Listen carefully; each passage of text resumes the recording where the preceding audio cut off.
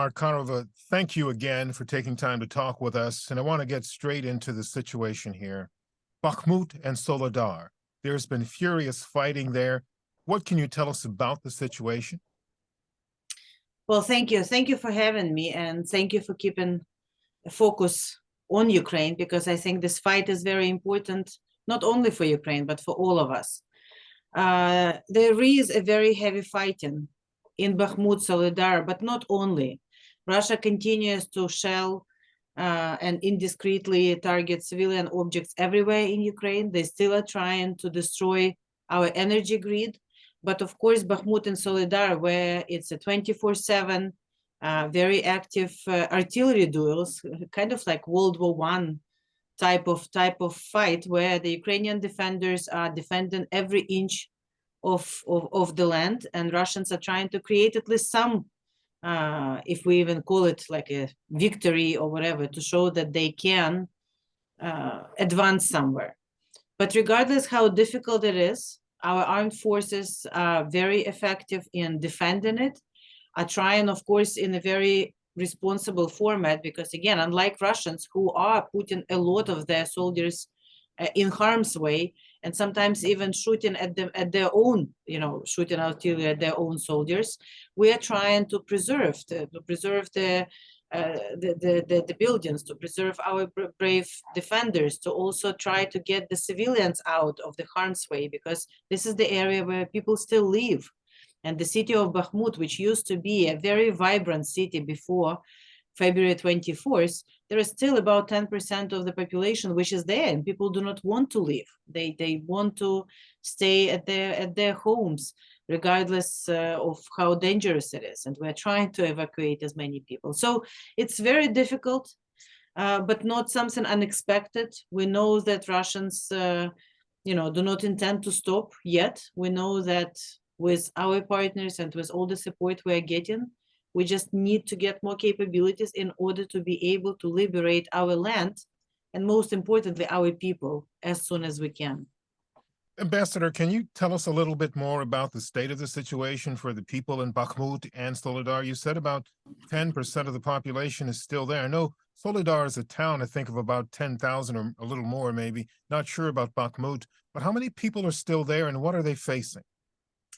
Well, Bakhmut was about 70,000 people before this phase. So it's our estimate. We don't know how many people, but it's our estimate that about 10%, that's what we see. I mean, the situation is horrible. The conditions that Russians are creating everywhere in Ukraine are unbearable. But in Bakhmut and Soledar, it's without electricity, without water, without access to basic human needs, supply, medical, food. So we as the state, we still have what we call the point of unbreakable, the places where we provide generators and bring some, the army and the volunteers bring medical supplies and something so that people can come there. And also I want to remind, it's very cold now in Ukraine. So they can come to places which are warmed and have some water and have food and have medical supplies. But it's very, very difficult, not to mention, for children. Thanks God, the majority of children are relocated to safer place in Ukraine.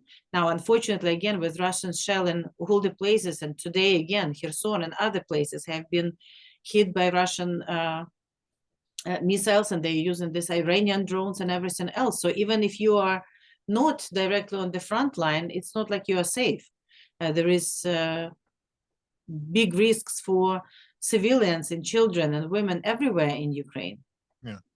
Ambassador, we've spoken several times with your colleague, Mr. Yuri Sak, and his team from the Ministry of Defense, and they have said that basically this place is almost in ruins, but Russia continues to fight, continues to destroy. What is so important about this region for Russia, do you believe? Well, it's I wouldn't even call the region that is important for Russia. Mr. Putin clearly said in 2014, when he attacked Ukraine in the first place, and on February 24th, and he repeated throughout this months of full-fledged war that his goal is to destroy Ukraine. And this is what we see. So it's not about a particular region. It's not about particular people. It's not about particular towns. It's essentially an aggressive act of a autocratic regime, autocratic country that simply wants to restore the Soviet Union or the Russian Empire, or whatever it is that they are restoring in their sick fantasies. I wouldn't even call it something else. And as they saw that people in Ukraine united in defending their homes, as they saw that everywhere in Ukraine, from Kharkiv to Lviv to Kiev to Soledar and Bakhmut, regardless of what language people speak or what religion or what gods they worship, all of us as a political nation, all Ukrainians say, this is our home. We just want to live here. We just want to select our own presidents. We just want to be independent. And after that, we see that the war turned into simple destruction. Like they have destroyed the city of Mariupol, which we discussed with you when the fight was going there, and more than 90% of the city is destroyed now. And they continue destroying the remaining buildings under which we still have bodies of the people they have killed. And they're just trying to hide this evidence, and trying to destroy everything while they are occupying Mariupol. We see the similar MO in a number of other places. And they destroy not only the buildings, residential buildings, but the hospitals, the museums, the churches, the universities, which have been there for hundreds of years. Frankly, we hear a lot of Ukrainians who survived, like elderly, who survived World War II, saying that even Nazis who have done horrible destruction of Ukraine did not do it as bad as Russians are doing now, which is, unheard of. So, so this is what they're doing, simply trying to punish Ukraine for wanting to be independent. Yeah. You mentioned this is a very cold time of the year, and we know the temperature has been dropping. I think last week, maybe it was a little warmer than normal, but we're back to normal now. So what is the situation now with the power and the energy supply from a percentage point of view for I guess Kyiv and for other parts of the country? Thank you. It's something that Russia did from the beginning of the war, but especially last October, when they specifically started hitting our power grid and essentially during the past 2 months destroyed more than 50% of our energy system. So the electricity, the gas transportation, they're trying to hit everything. But when you don't have electricity and 50% of the electricity, you can relate to it when there is a power outage somewhere in the United States because of technical reasons for a couple of hours, it's already difficult. But not to have electricity because the system has been bombed and not to have it for weeks, it's not just the electricity. It means you don't have water. It means the sewage doesn't work. It means that the elevators do not work to get you in the high-rise buildings. It also means that the local bakeries cannot bake bread, So it's really a big challenge, and they probably hope that this big destruction will actually put such a big pressure on civilian population that we will surrender. But again, contrary to what Russians thought, and they have miscalculated again, because Ukrainians were united in saying it's better be without electricity, but under your occupation. And we have seen how people united and how our partners, and I want to mention the incredibly fast support we're receiving from the United States, and the Department of State and Department of Energy has put together a team that has been working with us on a literally daily basis on looking at what the needs are and trying to get the generators and transformers and whatever need that we have in order to be able to repair and get back the heating and the electricity. Now, it's a very challenging task. And as you rightfully said, God was helping us too, because in December and early in January, the temperatures were unusually warm for Ukraine, but it's still very cold, even with that. So We will do everything possible and sometimes impossible in order to help each other and survive during this period. But we already are thinking about how we will be repairing it and how we will be providing for our people so that they can not only survive, but also can continue working. This is also very important. So, speaking of surviving and continuing to work, I think it was yesterday, one of your intelligence or defense ministers or officials said that basically there was a warning that another one of these massive hybrid Russian missile drone attacks is coming. What can you tell us about that concern? We know that that intent is there, so we continue telling to everyone in Ukraine that when you hear a siren, you have to go to the shelters.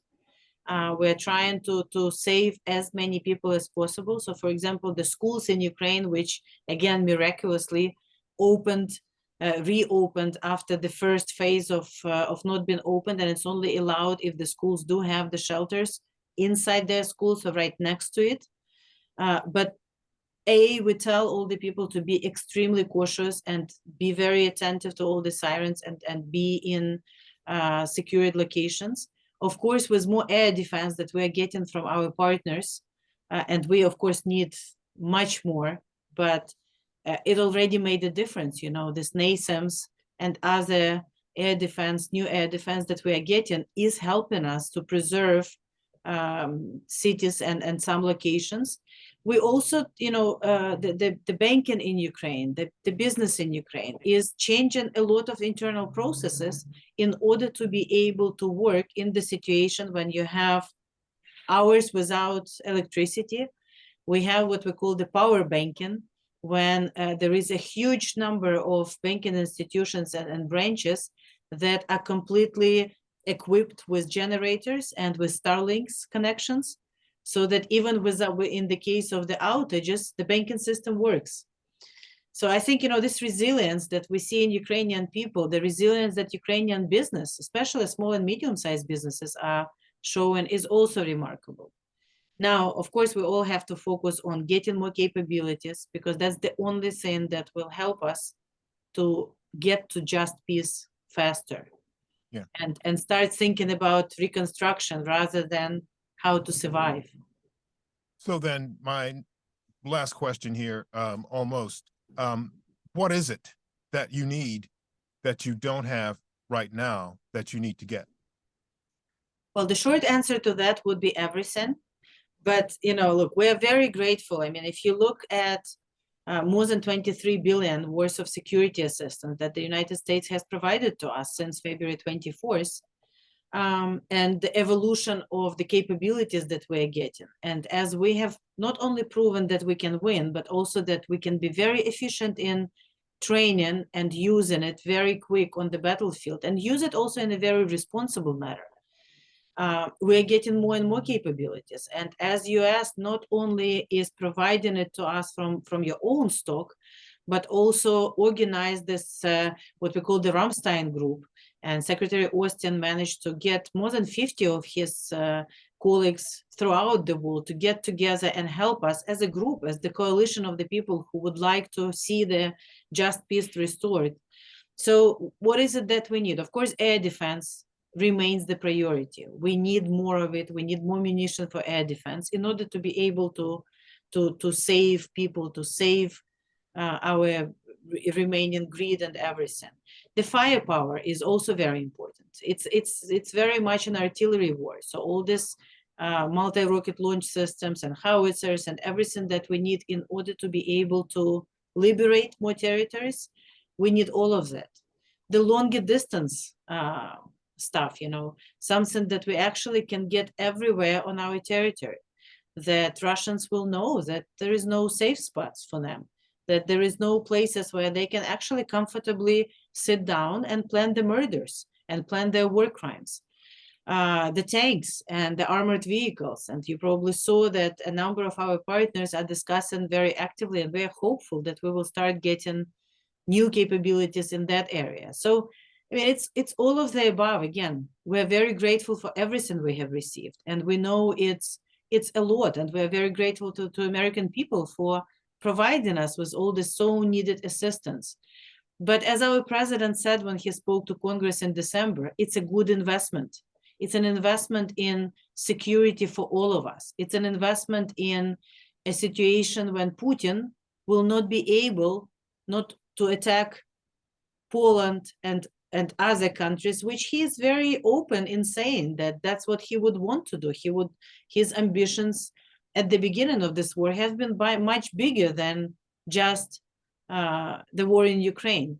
And we cannot afford to miss this 1939 moment again. We have to stop evil when it's still local in Ukraine.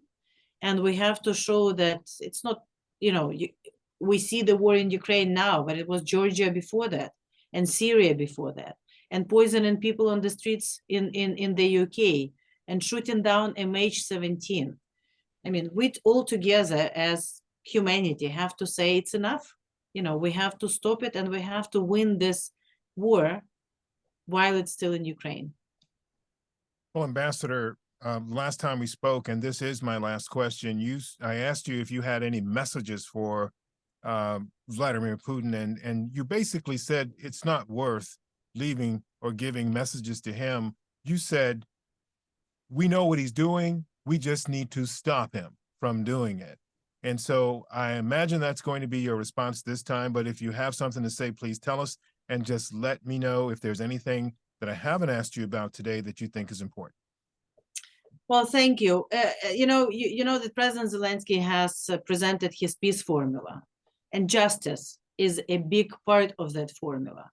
As we approach in a very sad anniversary, a year after Russia attacked us, it's of course for us about just peace and about winning it, and about Russians getting out and liberating all of our territory within internationally recognized borders and getting all of our people back.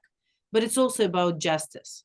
They have to be held accountable for everything they've done to us and to other people, because it's not only important to see them on the bench in The Hague or in some other location and to have this tribunal to hold these war criminals accountable, but it's going to be very important to prevent some other autocrats who might think in the future that it's okay to invade a peaceful neighbor and redraw borders with force.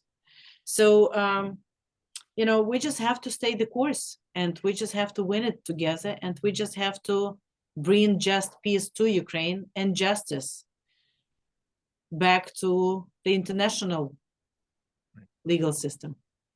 Well, Ambassador, thank you. I know you're busy.